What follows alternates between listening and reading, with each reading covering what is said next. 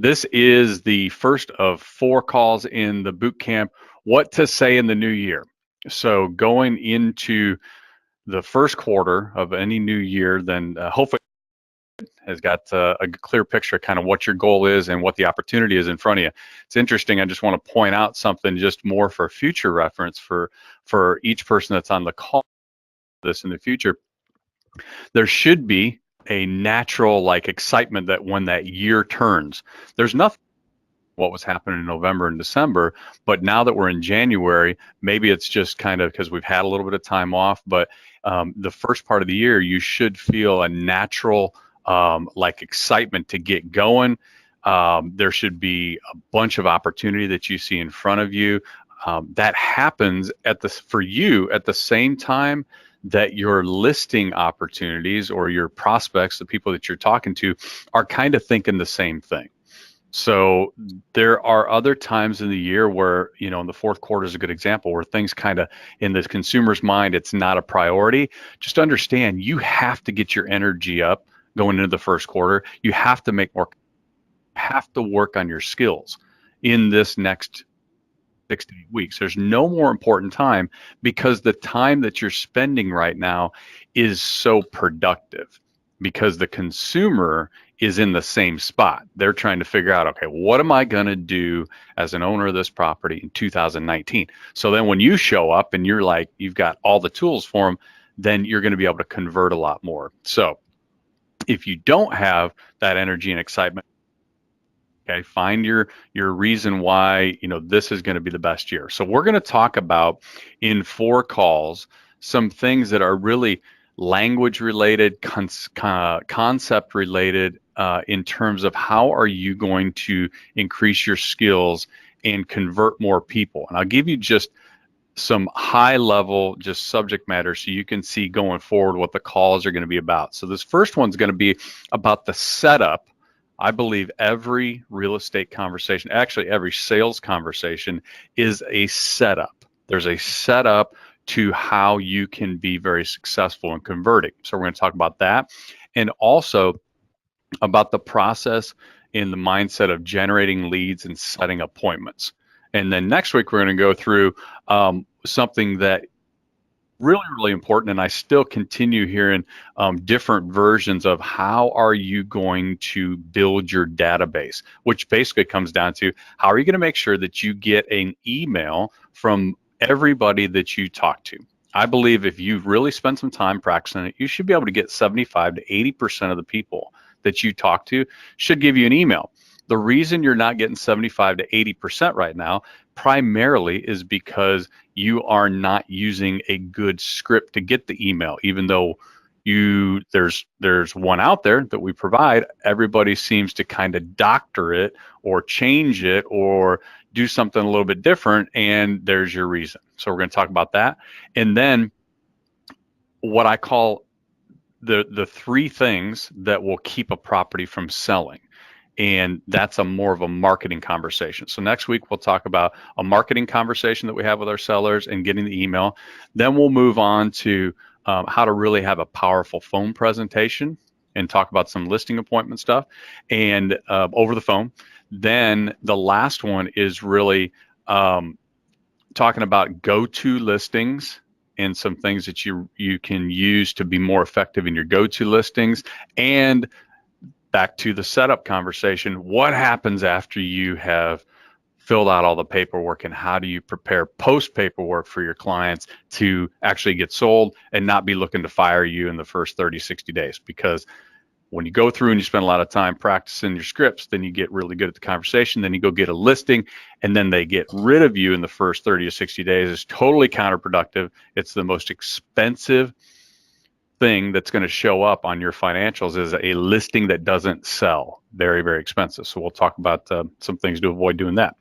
So let's jump right into it. The sales setup is, and I want to make sure that you understand, the setup sometimes has a negative connotation.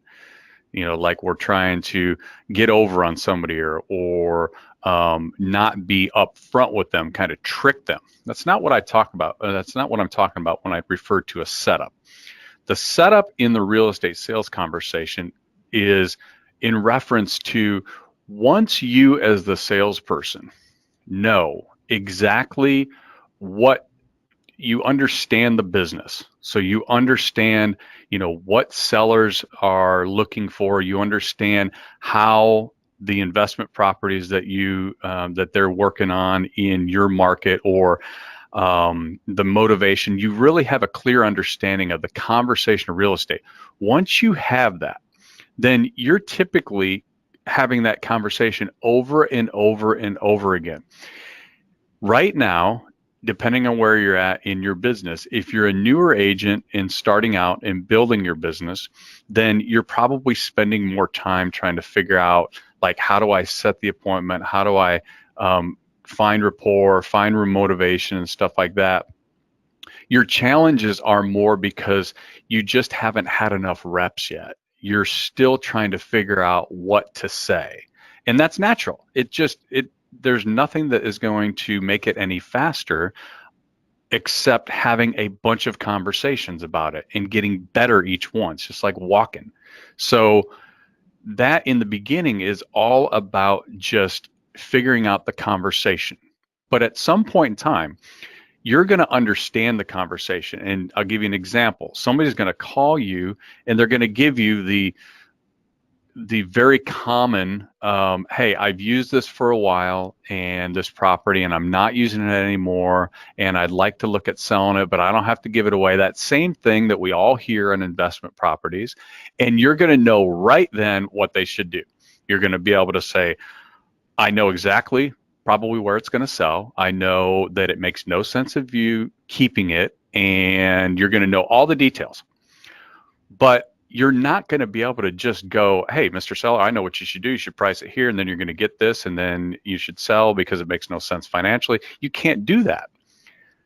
What you have to do in that process is what I'm referring to with the setup, which basically means you have to go through and take that person, that seller prospect, from A to Z. A being, hey, I was just calling to get some information on the market. Or, yes, I'm thinking about selling, but I'm not really sure whether I will or not. So that first step all the way through the selling the property, getting closed, and then moving on. That's the setup. That's the from A to Z, walk them through the process, because they don't do this every day.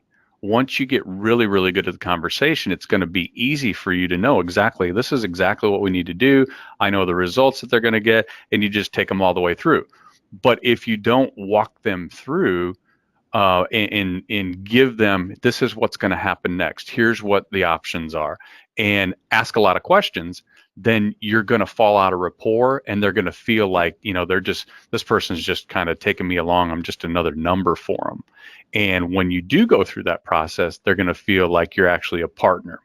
You have to actually set up each step. So it all comes down to the questions and stuff that you're asking. So I'm going to give you 4 rules that kind of guide the real estate setup conversations, okay?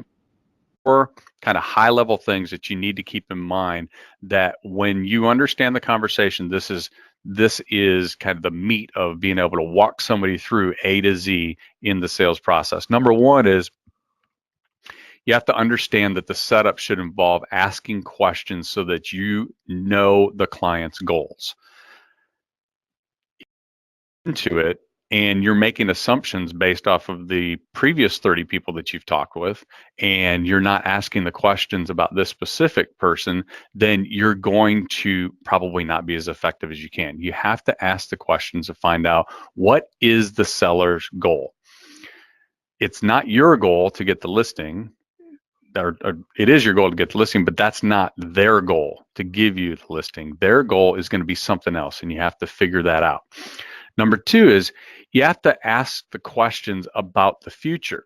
So those types of questions are actually taking that person into the future as if something that you're referring to has already happened. So I'll give you an example. Questions like that are, if we could sell the property for you in your time frame of the next 60 to 90 days, what would that allow you to do? This is a motivation question. If you just ask somebody, hey, well, why are you selling? And they say, well, I'm just not using it anymore. That's not their motivation. That's a reason, but that's not their motivation. And you're wanting to get more deeper into their motivation. So the question of, if we could sell this in the next 60 days, then what would that allow you to do? Oh, well, if I could sell this, then I'm going to be able to actually get the money out. And my son wants to go to college, or we want to move to Florida or something like that. That's more into motivation.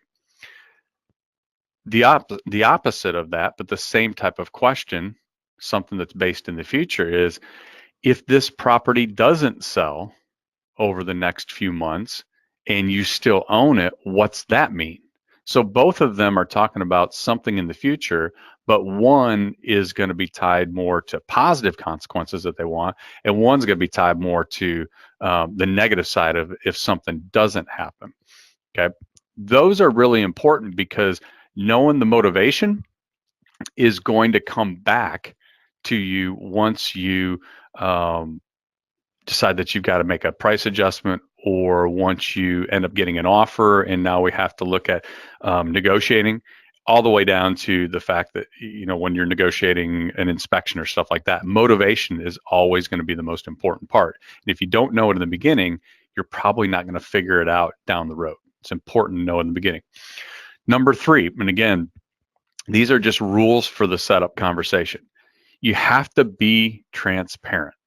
So part of being more productive in this business is developing the opportunity to be 100% honest with your clients about what needs to be done and being totally detached from the results. Now, I understand it's hard in this business because this is what we use to make our living. It's hard to be 100% detached all the time, especially when you're building a business. But you'll see the reason that it looks so easy a lot of times for people that are doing more production, that the conversation seems to come easier, is because their level of attachment to that conversation is anywhere from like 0 to maybe a little bit attached. And if you're in the growing stage of your business, there's a lot more at stake. You're trying to build it. You feel like, you don't have a lot of the things to rely on. And so the attachment level is very, very high. Just understand, part of really good communication in sales is being detached from the outcome, because it allows us to be super transparent and tell people the 100% truth and ask questions that the questions are really designed to help us help them, versus just questions to kind of get the sale or get the listing. That makes sense. Okay. So some clients aren't going to want to list if you're honest with them about the price.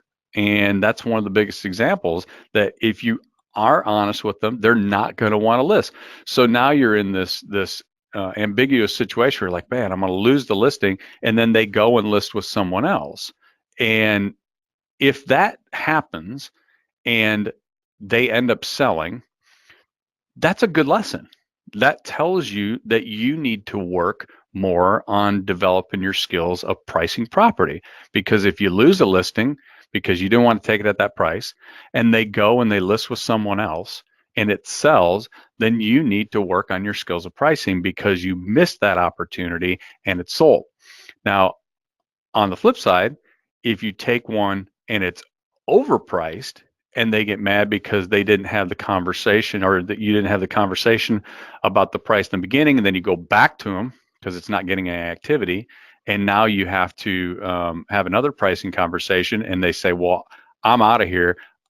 I don't want to work with you anymore, and they ask to withdraw it, then you have to work on your conversations about pricing. So you might have known it was a little overpriced, but now you have to be more effective. Both of those scenarios are natural. It's part of the process, but just understand, you want to get to a point where you feel very comfortable being detached, which allows you to be very, very transparent in the conversation, because that's what the sellers are really, really going to want. And then number 4, tools in the setup conversation, is use your scripts. Okay. That, if you remember when I first started this, Most of the challenges that people have in the beginning of their career or when they're building their business are tied to just simply not being real comfortable in the conversation. They are thinking about, and some of you on the call right now might be thinking, man, this is me. When I'm calling, I'm trying to figure out, like, I really don't know, or I don't really feel comfortable when somebody says, is it a good time to sell or should I sell? I don't know what the answer is. I don't know if it's a good time to sell. And so that's going to come out. The way that you fix that, along with practice, is actually think through, how do I figure out what their motivation is? Because no matter what the market is, no matter what prices are, no matter what's available for their competition, what's selling, what's under contract, all of that is irrelevant on whether it makes sense for someone to sell their property. The only thing that's relevant on whether or not it makes sense for someone to sell their property is the client's motivation. And all you have to do is look back in any market that's out there.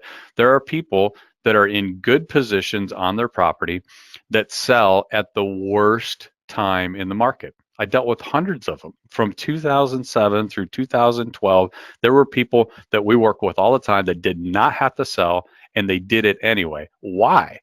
Because they were motivated to go do something different with what that property represented, either the money that they're spending on it every month because it cost them, or because of the equity that they had in it. It was a terrible time in the market. Prices were awful, and their motivation caused them to sell. It was the right move for them. Same scenario in a really good market. There's people that are in really good positions and won't sell. It's all tied to their motivation. So in the beginning, if you're struggling with being able to convert, then just understand it's probably a result of just not understanding the conversation. So then you don't have a clear picture of what needs to happen, and it's hard to convey a clear picture to the sellers if you don't have one yourself. So that's where you need to spend your time working. And it starts with the scripts. The scripts are the map. They're the guideline for what to say in those scenarios. Okay. All right, I'm going to move forward, and just anybody that's got any questions, we're going to keep some time at the end. These typically run about 40 minutes, 45 minutes. And I'm going to keep some time at the end. I'm going to unmute everyone. So write down the questions that you have, and we'll stop short 5-10 minutes so that we can answer those. Because that's really I want to make sure that that everything's getting through, and any clarification that's needed that we get on there. So the second part that I want to cover was generating leads and setting appointments. So for most agents, this part of the business appears in the beginning to be a lot bigger than it is. So setting an appointment, I remember when I first started, the first 60 days, it was kind of like, that was a big concept. I'm thinking like all these things have to align, and then all of a sudden I'm going to go, boom, there's an appointment. Like all this stuff has to happen, and there is this magic thing that happens, and now I'm ready to set an appointment.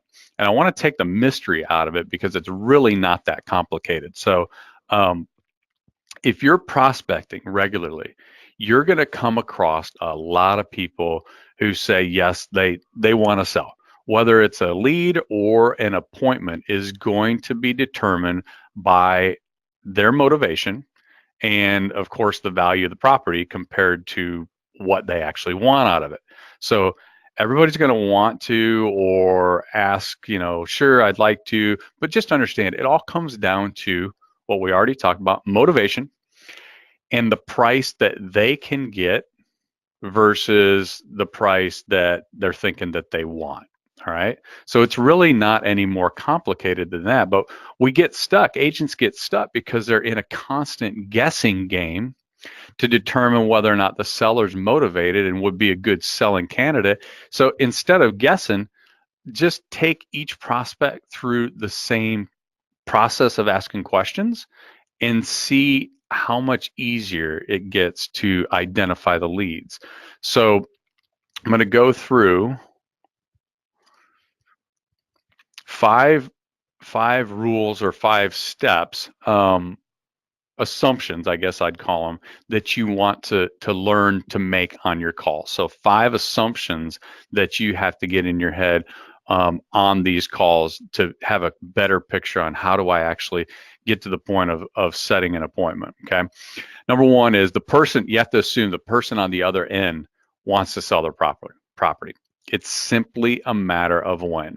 If you think about this realistically and just kind of break it down, every single person that owns a property wants to sell it. It's just a question of when are they going to, and the when is always tied to the price. Okay. So everybody wants to. If you go into the calls thinking that, then you're going to be more, you're not going to ask the question of do they want to sell? Do they not want to sell? Forget that question. That's who cares about that one?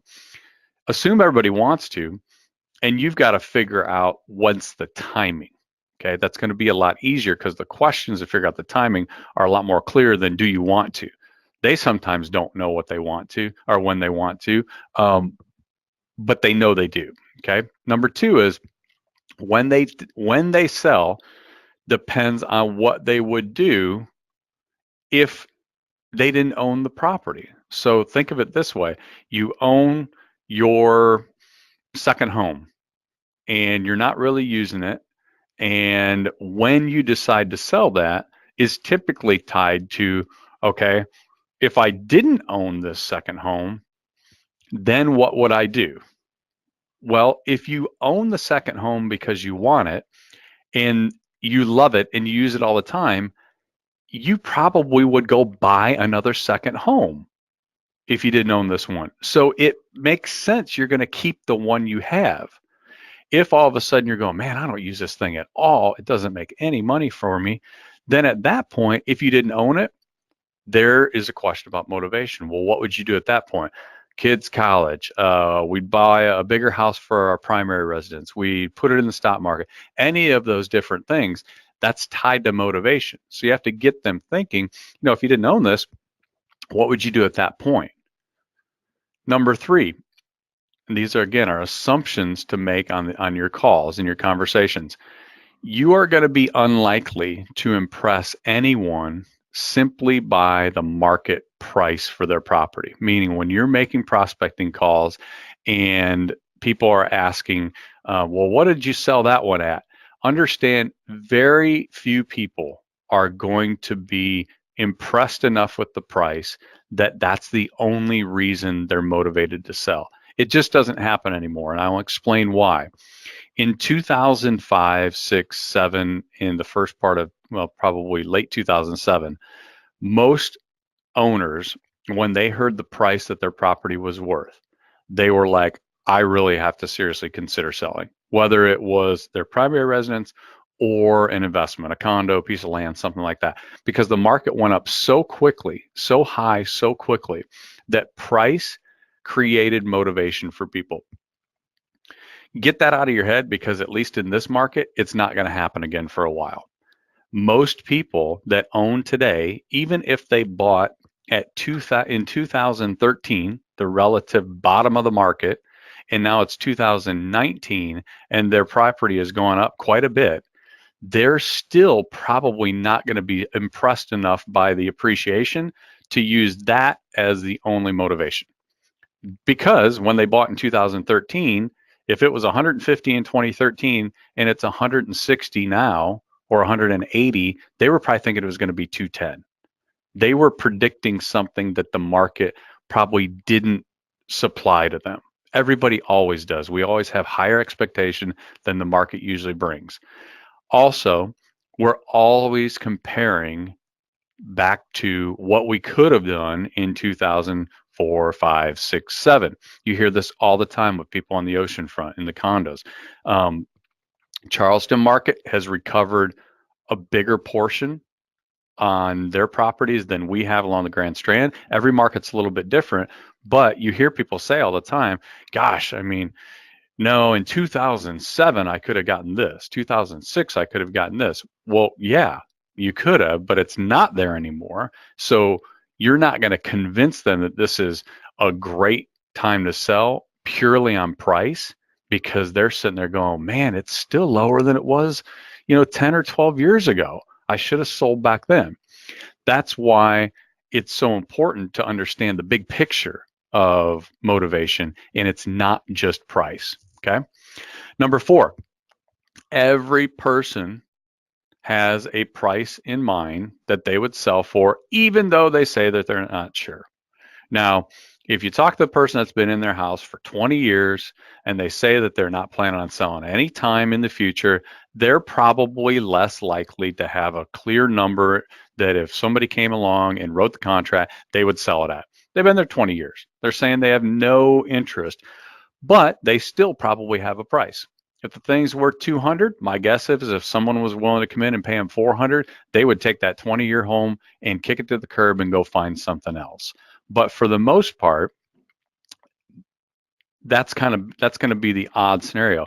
Everybody else, if they're giving any indications of, yes, I'm thinking about selling, I'm wanting to sell, when they say I'm not really sure on price, just understand they have a number.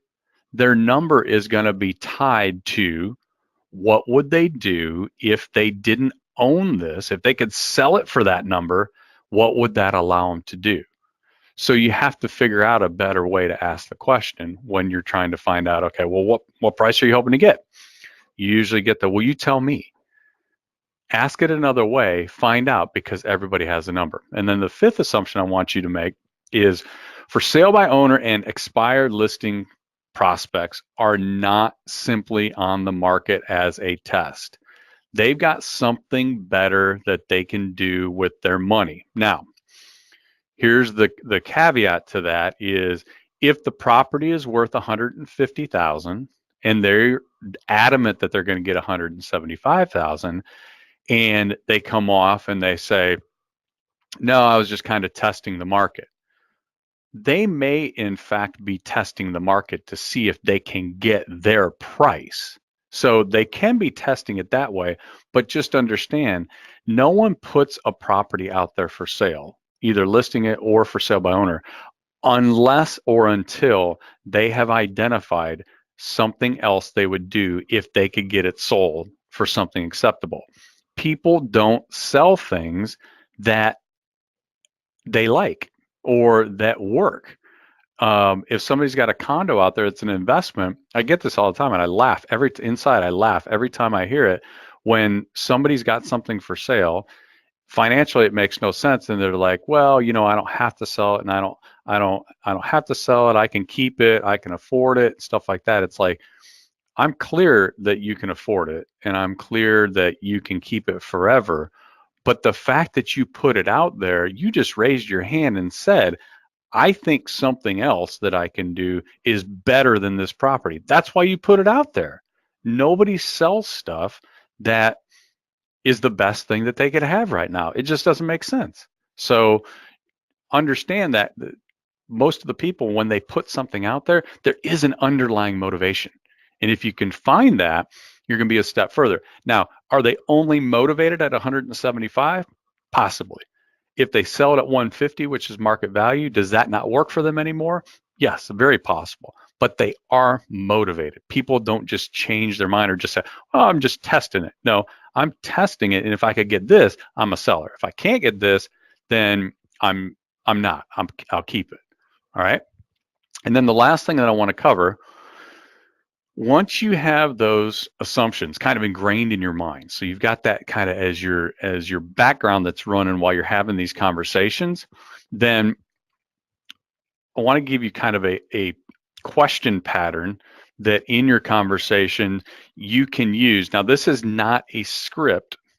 This is actually just a pattern or a process that you need to go through with your sellers from the beginning of the conversation to the end, and it's just basically the setup for setting an appointment. All right. So the first part of it is you want to understand what was the original plan for the property. Every single person, no matter what they buy when it comes to real estate, they have an original plan for the property. You're buying your first home. What's your original plan? I'm going to buy it and I'm going to live in it for X amount of time. And whether or not they tell you or not, they had a picture in their mind. They buy it in 2019, and they're thinking, 4 years in my home, I'll have paid it down this much. I'm thinking the appreciation is going up a little bit like this every year. I'm going to be making more money. Hopefully by then we're going to be starting a family. I'm going to need something bigger. That plan is in place for them. It's in place. They have an original plan. Take the investor. Investor says, I'm going to go and I'm going to buy a condo over on the beach. I'm going to go buy this place on Folly Beach, and we're going down to Charleston, and I'm spending all this money on these vacations and stuff, and it's going to be great because then not only am I going to be able to go down there with the family, but my brother, who never thought I was going to amount to anything, I'm going to get to have him come in and show him how great I am, and he's going to use it, and then I've got some people at work that are going to be able to use it, and then in the meantime, if I can break even and make some rental money off it, it's going to be great. He's got a plan. Every single person has a plan, original plan for their property. All right, that's step one.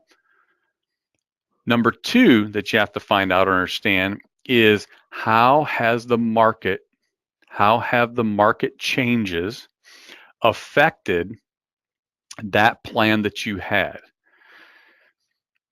We'll go back to the first-time home buyer. They bought the home. We'll say they bought the home in 2013. First-time home buyer. In their mind, they thought A, B, and C were going to happen. They had opinions on appreciation. They had opinions on what the neighborhood was going to look like. They had opinions on what their job was going to do. They had all these opinions that were part of that plan. What we need to know now is, okay, so since you bought in 2013, all this stuff has happened in the market. Real estate market, stock market, job market, all these different things have happened. And because none of us can predict with certainty what happens in every part of the market, we know it's highly unlikely that their plan that they had or their process that they thought was going to happen with their property happened exactly like they thought it would. You can't predict that stuff. It just doesn't happen. So they had an original plan. The market has its changes. And now we've got to find out, number three, what's the new plan? So first-time home buyer buys a house, thinks it's going to go up 5% a year, and it didn't. You're on the phone with them. Well, what's your plan now? Well, we thought we'd actually be, selling around 2018, but, how's the market? Okay, now we have to figure out what's your new plan. You thought you were going to sell in 2018. Why aren't you? What's the change? The prices aren't where you needed them to be. There is a new plan. One of the biggest values that we have for our clients and our prospects is getting them to understand that they might need to look at a new plan. So they have an original one. The market has all its changes. Most people are running through life still doing the same plan. They never checked in. They never saw, are my values going up? Are my values going down? And so we've got a lot of value in helping them determine what that new plan is. So I'm on my call. I figure out what they originally wanted to do.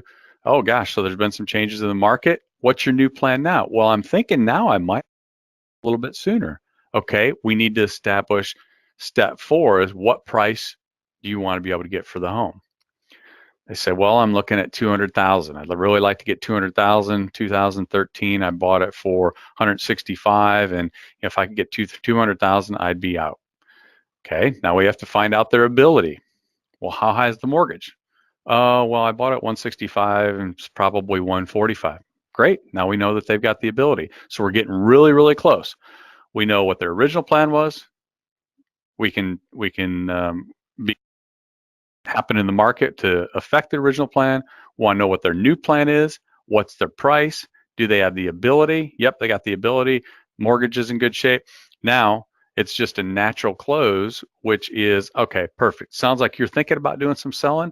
Let me get some additional research done, find out if we can get you that 200. Now you're set the appointment.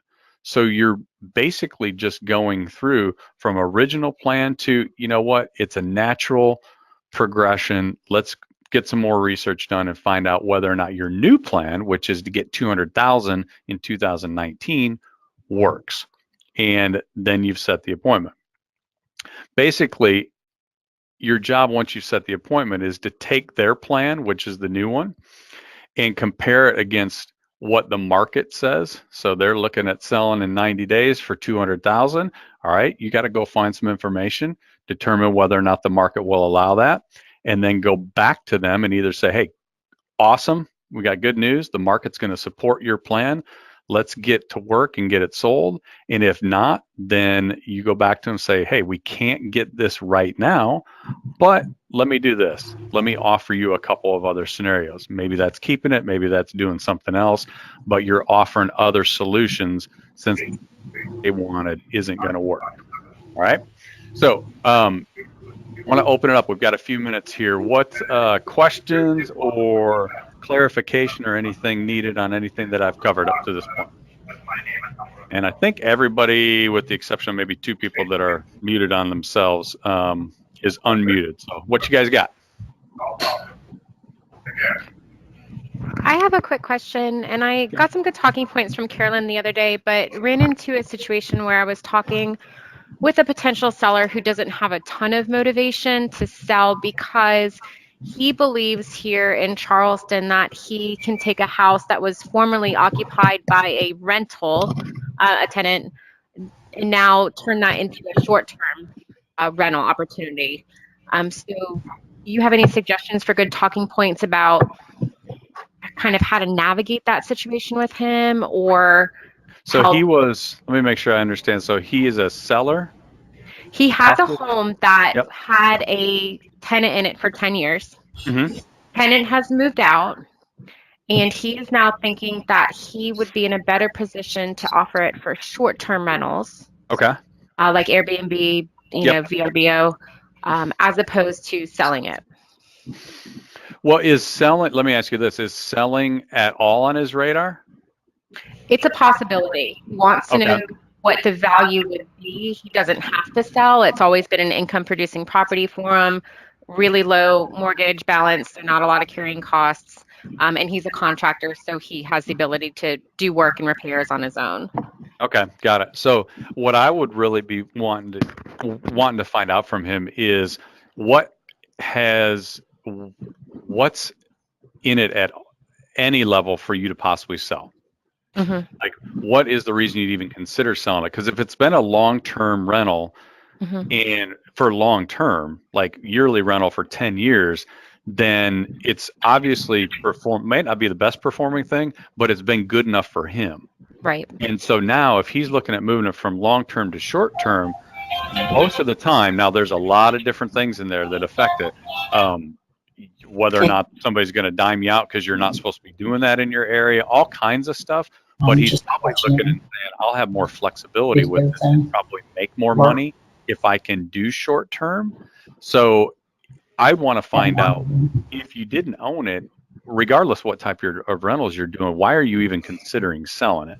And if it's all based off of price, then that's where you're going to find fewer people that are motivated, because he's going to look at it and he's going to be one of those candidates that says, well, man, in 2005, I might have been able to get this for it. And he's going to have to replace that income. So if it's performing pretty well, then your motivation is, if it's going to be something beyond price, is going to have to be something that performs better than what he already has. Okay. And I definitely appreciate the suggestions you gave, because, I think a big way I can help discover some of that information is by talking to him more about what the original plan was. How has that changed now that this tenant has left, and really, what is the new long-term plan? Yeah, investors are great because even though they think they know everything, it's all dollars and cents. Like, I can have an investor that's on that actually kind of knows what they're talking about, as a for sale by owner and expired that's like, no, I don't have to, blah, all the stuff. And then as soon as you ask them, well, if we figured out what yours is performing at and I could find something that performed better with less work or less headache or less risk, would you be interested in that? Well, that stops them in their track. Oh, yeah. Because it's all bottom line. There's no emotion involved. So for him, I wouldn't even worry about trying to figure out whether or not the short term makes more sense than long term. I'd just be saying, are you thinking at all about selling? Yeah, if I could get this price. Okay, well, if you get this price, then what would you invest in? That's going to give you some insight. He's going to then tell you what he doesn't like about that. Because people don't sell stuff that works really good. Right, makes sense. Okay, good question, Amanda. What else?